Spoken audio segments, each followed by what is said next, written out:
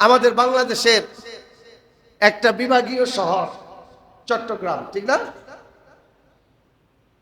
কি বাঁশখালী থানা, ওই এলাকায় যে পানির স্রোতে যে হাজার হাজার মানুষের বাড়িঘর, সহায় সম্পত্তি, আসবাবপত্র, এমনকি যেই জায়গায় কবর দেওয়া হয়েছিল, ওই পানির ধোঁয়াশায়, পানির চাপে নতুন কবরগুলো উঠে চলে গেছে, মারা গেছে। দাফন দিবি কিভাবে?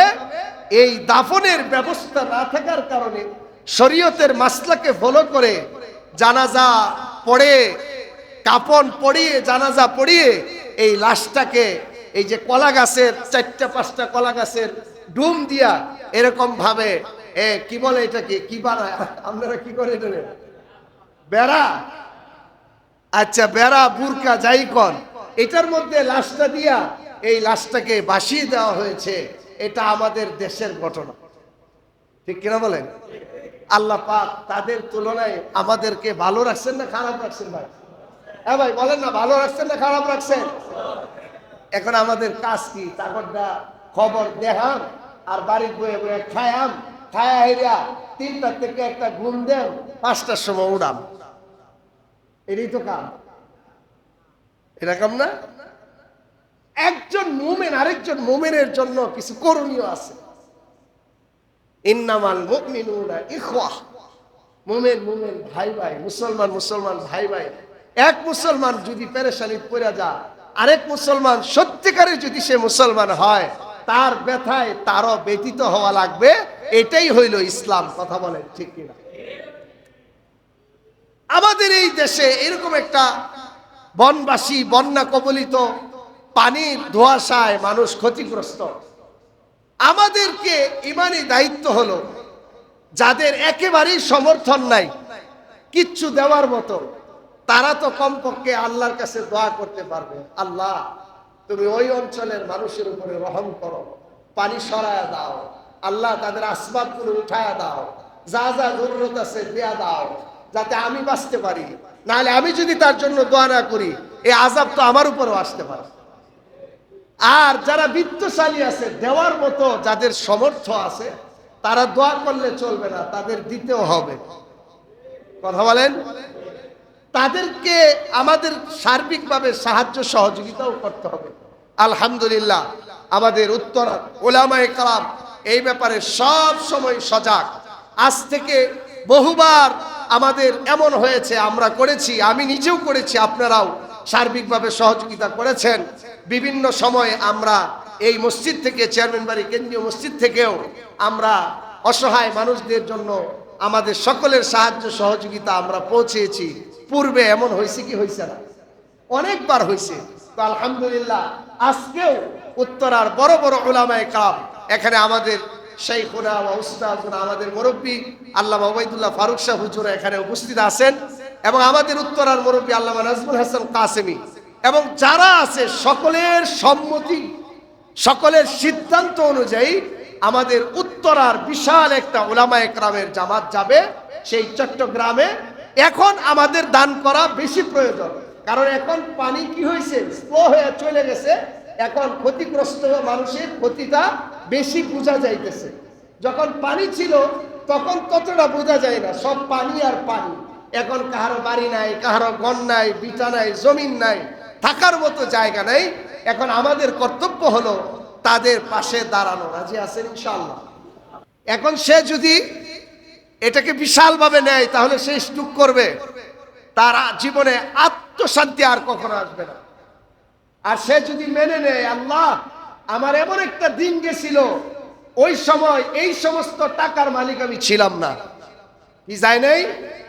বঙ্গবাজারের যারা বড় বড় ব্যবসায়ী, এরা মার পেট থেকে সবাই বড় ব্যবসায়ী হয়ে ওই জায়গায় ব্যবসা করে না? এমনও আছে যারা কুলি হয়ে এখন বড় ব্যবসায়ী হয়েছে। কুলি ছিল, কুলি দিন মজুর ছিল, মানুষের কামলা দিছে, আস্তে আস্তে ব্যবসা করতে করতে এখন কুড়িপতি বড় ব্যবসায়ী হয়েছে।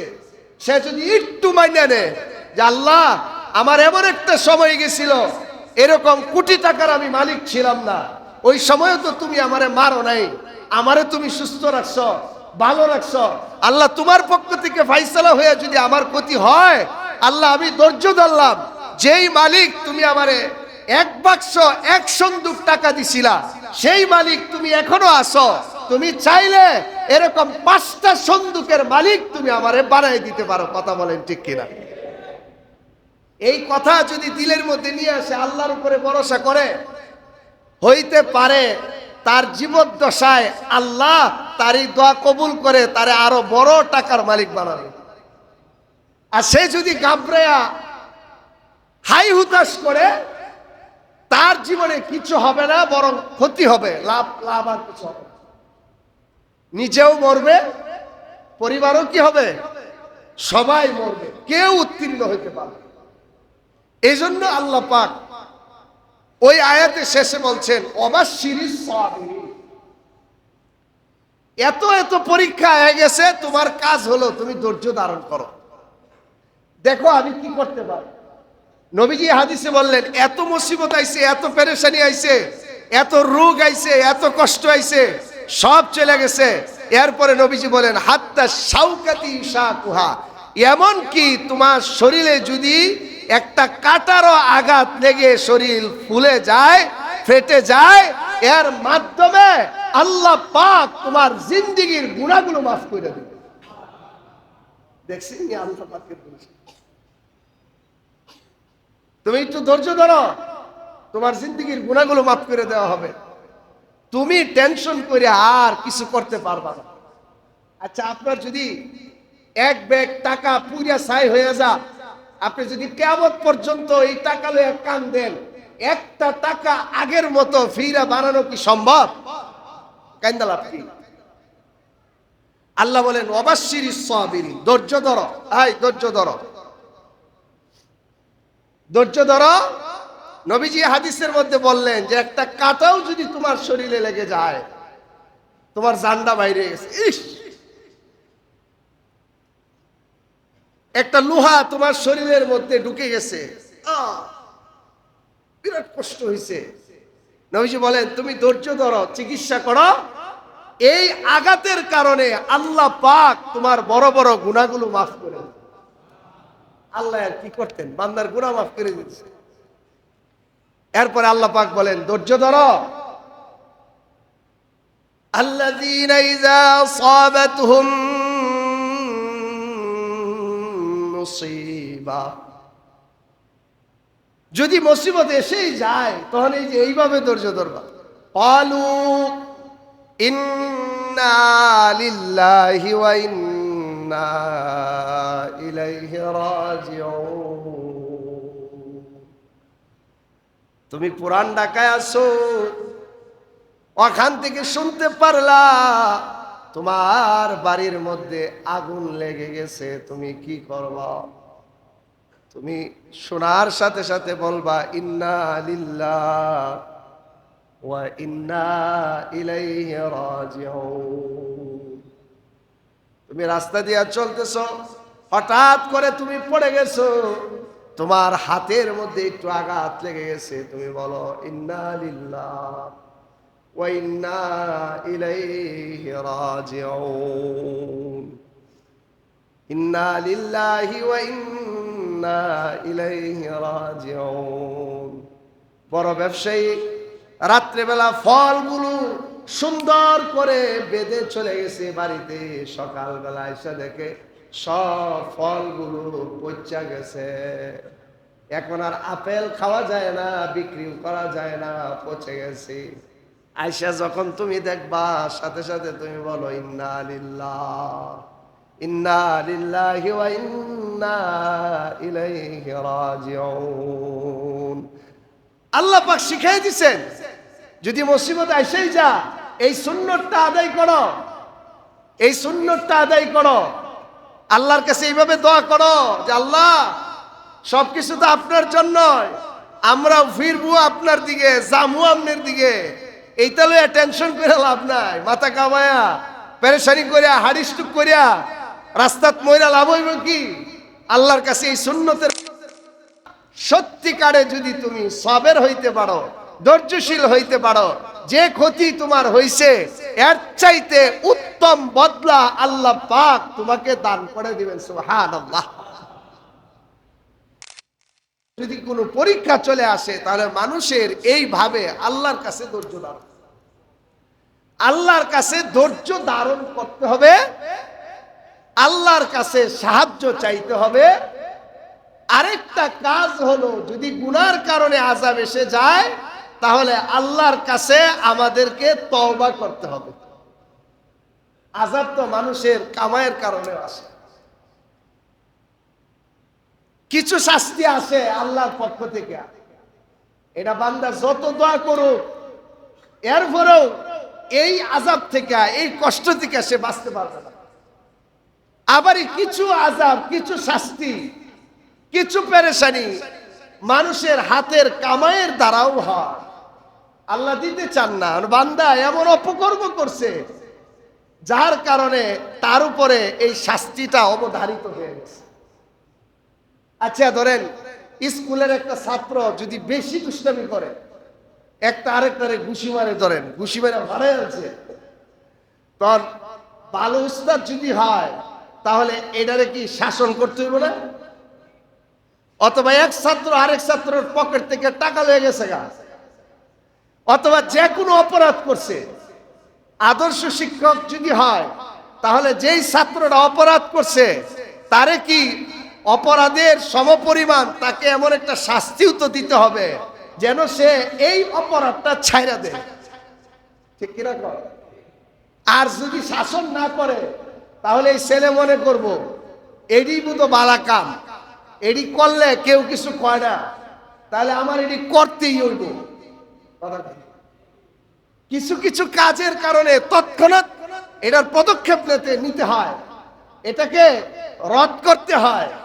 যখন আল্লাহ পাক কোনো মানুষ যদি এরকম কোনো অপকর্ম করে ফেলে, আল্লাহ পাক ছোট্ট একটা শাস্তি দিয়া দেন, দিয়া এর দিলদারে ঘুরাই দেয়, দেখ এটা করলে তো আমার দিকে এই ক্ষতি হয়, আল্লাহ আমার আযাব দিয়ে দিব, তাড়াতাড়ি আমি ফিরে যাই, ভালো মানুষ হয়ে যায়, তওবা করি।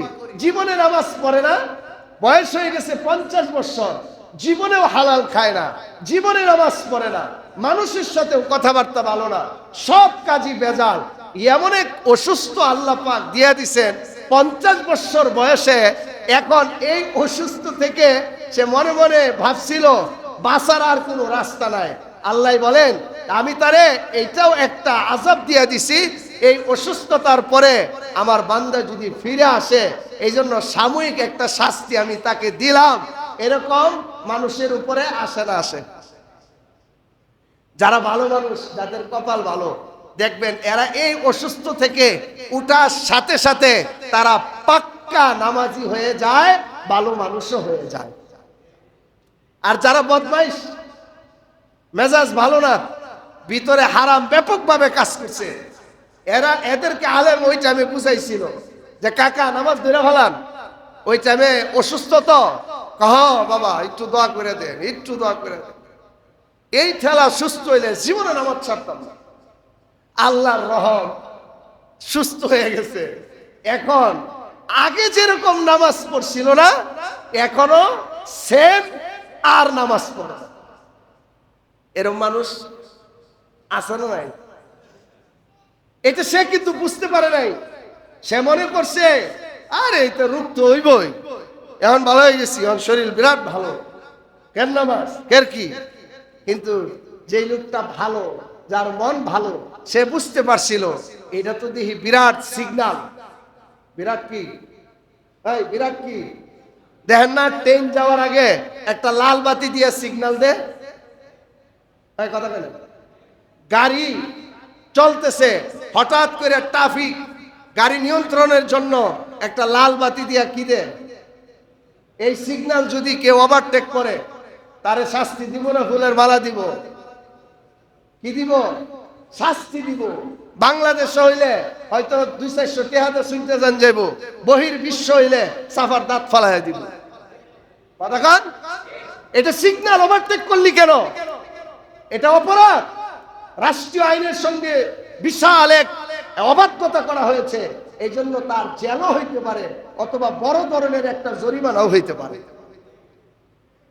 আপনাকে তো আল্লাহ পাক সিগন্যাল দিছিল, সিগন্যাল ওভারটেক করছে, মানে এখন আর ভালো হয় না, মনে করছে যে এইগুলো হবে, এখন তো সুস্থ হয়ে গেছি। আল্লাহ কও, বেটা রে, তোরে তো আমি সিগন্যাল দিছিলাম, আমি দেখতে চাই তুই কি ভালো হইছস কিনা। যদি সে ভালো হয়ে যায় তাহলে তার কপাল খুলে গেল। আল্লাহ পাক মানুষকে এরকম পরীক্ষা করে। আমরা অনেক সময় বলে ফেলাই, কেউ যদি ভালো মানুষও কোনো পরীক্ষায় পড়ে যা, আমরা তারে ধারণা করি, ইস রে, কি গুনাহ জানি করছে, কি খারাপ জানি মানুষ। কথার কথা এইভাবে বলা কিনা ঠিক না। আল্লাহর পক্ষ থেকে শাস্তি আসে দুই কারণে, একটা হলো আল্লাহর পক্ষ থেকে নির্ধারিত, আরেকটা হলো বান্দার গুনাহের কারণে। এখন এই লোক তো ভালো মানুষ, এটা আল্লাহর পক্ষ থেকে নির্ধারিত, আসছে তার অপরাধের জন্য নয়, আসছে তার আরেকটু সাজায়া গুছায়া পরীক্ষা করিয়া তার পদমর্যাদাকে পদোন্নীত করা হবে। কথা বলেন ঠিক না? কারো অসুস্থ দেখার পরে এই মন্তব্য সরাসরি করা ঠিক না। কারো আযাব আসলে ঠিক না, এরা বোধহয় বড় বড় অপরাধ করছিল, বড় বড় গুনাহ করছিল, এই জন্য বোধহয় আল্লাহ এদেরকে আযাব দিয়েছে। ইমানদারের শাস্তিটা দুই কারণেই আসে, ভালো থাকার কারণেও আসতে পারে, আর কিছু অন্যায় যদি সে করে ফেলে তাহলে আল্লাহর পক্ষ থেকে তাকে সোজা করার জন্য কোনো আযাব, কোনো শাস্তি আল্লাহর পক্ষ থেকে আসতে পারে। আপনারা সোশ্যাল মিডিয়াতে এগুলো ব্যাপক দেখলেন। আমাদের বাংলাদেশের একটা বিভাগীয় শহর চট্টগ্রাম, ঠিক না, কি বাঁশখালী থানা, ওই এলাকায় যে পানির স্রোতে যে হাজার হাজার মানুষের বাড়িঘর, সহায় সম্পত্তি, আসবাবপত্র, এমনকি যেই জায়গায় কবর দেওয়া হয়েছিল, ওই পানির ধোঁয়াশায়, পানির চাপে নতুন কবরগুলো উঠে চলে গেছে, মারা গেছে। দাফন দিবি কিভাবে? এই দাফনের ব্যবস্থা না থাকার কারণে শরীয়তের মাসলাকে ফলো করে জানাজা পড়ে, কাফন পড়িয়ে, জানাজা পড়িয়ে এই লাশটাকে এই যে কলা গাছের 4-5টা কলা গাছের ডুম দিয়া এরকম ভাবে কি বলে এটাকে, কি বানায় আপনারা, কি করে এটা, বেড়া, আচ্ছা বেড়া, বুরকা, যাই কন, এটার মধ্যে লাশটা দিয়া এই লাশটাকে ভাসিয়ে দেওয়া হয়েছে। এটা আমাদের দেশের ঘটনা, ঠিক কিনা বলেন? আল্লাহ পাক তাদের তুলনায় আমাদেরকে ভালো রাখছেন না খারাপ রাখছেন? ভাই, হ্যাঁ ভাই বলেন না, ভালো রাখছেন না খারাপ রাখছেন? এখন আমাদের কাজ কি? চাকরটা খবর দেখাম আর বাড়ির বয়ে বয়ে খায়াম, খায়া হেরিয়া 3টা থেকে একটা ঘুম দেন, 5টার সময় উড়াম, এটাই তো কাম। এরকম না? একজন মুমিন আরেকজন মুমিনের জন্য কিছু করণীয় আছে। ইন্নামাল মুমিনুনা ইখওয়াহ, মুমিন মুমিন ভাই ভাই, মুসলমান মুসলমান ভাই ভাই। এক মুসলমান যদি পেরেশানিতে পড়ে যায়, আরেক মুসলমান সত্যিকারে যদি সে মুসলমান হয়, তার ব্যথায় তারও ব্যতীত হওয়া লাগবে। এটাই হইল ইসলাম। কথা বলেন ঠিক কিনা? আমাদের এই দেশে এরকম একটা বনবাসী, বন্যা কবলিত, পানির ধোঁয়াশায় মানুষ ক্ষতিগ্রস্ত। আমাদেরকে ইমানি দায়িত্ব হলো, যাদের একেবারেই সমর্থন নাই কিচ্ছু দেওয়ার মতো, তারা তো কমপক্ষে আল্লাহর কাছে দোয়া করতে পারবে, আল্লাহ তুমি ওই অঞ্চলের মানুষের উপরে রহম করো, পানি সরায়া দাও, আল্লাহ তাদের আসবাবগুলো উঠায়া দাও, যা যা জরুরত আছে দেয়া দাও, যাতে আমি বাঁচতে পারি। নাহলে আমি যদি তার জন্য দোয়া না করি, এই আযাব তো আমার উপরেও আসতে পারে। আর যারা বিত্তশালী আছে, দেওয়ার মতো যাদের সামর্থ্য আছে, তারা দোয়া করলে চলবে না, তাদের দিতেও হবে। কথা বলেন? তাদেরকে আমাদের সার্বিকভাবে সাহায্য সহযোগিতাও করতে হবে। আলহামদুলিল্লাহ, আমাদের উত্তর উলামায়ে কেরাম এই ব্যাপারে সব সময় সজাগ। আজ থেকে বহুবার আমাদের এমন হয়েছে, আমরা করেছি, আমি নিজেও করেছি, আপনারাও সার্বিকভাবে সহযোগিতা করেছেন। বিভিন্ন সময় আমরা এই মসজিদ থেকে, চেয়ারম্যান বাড়ি কেন্দ্রীয় মসজিদ থেকেও আমরা অসহায় মানুষদের জন্য আমাদের সকলের সাহায্য সহযোগিতা আমরা পৌঁছেছি। পূর্বে এমন হয়েছে কি হয়েছে না? অনেকবার হয়েছে। তো আলহামদুলিল্লাহ, আজকেও উত্তরার বড় বড় উলামায়ে কেরাম, এখানে আমাদের শাইখুনা ওয়া উস্তাদুনা, আমাদের মুরব্বী আল্লামা ওবাইদুল্লাহ ফারুক সাহেব হুজুর এখানে উপস্থিত আছেন, এবং আমাদের উত্তরার মুরব্বী আল্লামা নাজমুল হাসান কাসেমি, এবং যারা আছে সকলের সম্মতি, সকলের সিদ্ধান্ত অনুযায়ী আমাদের উত্তরার বিশাল একটা উলামায়ে কেরামের জামাত যাবে সেই চট্টগ্রামে। এখন আমাদের দান করা বেশি প্রয়োজন, কারণ এখন পানি কি হয়েছে, স্লো হয়ে চলে গেছে। এখন ক্ষতিগ্রস্ত মানুষের ক্ষতিটা বেশি বোঝা যাইতেছে।